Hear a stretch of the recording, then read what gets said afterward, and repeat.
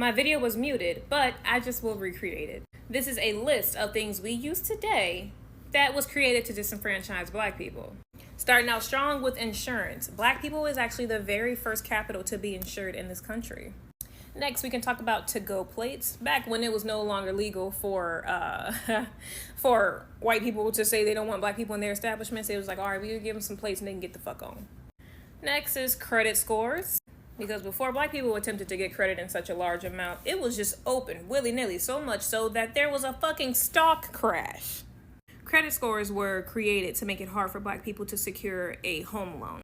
And back in the day, they actually came with a requirement of a reference, which leads us into our next thing.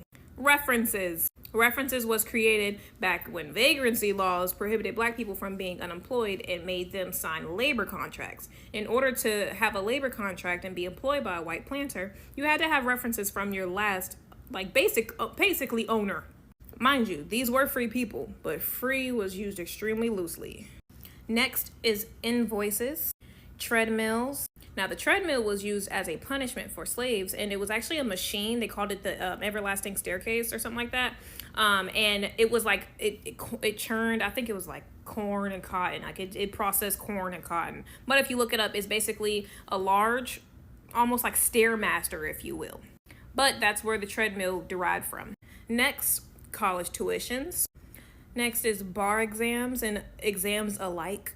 Before, you could actually enter any profession if you just went to college and you consider yourself a lawyer.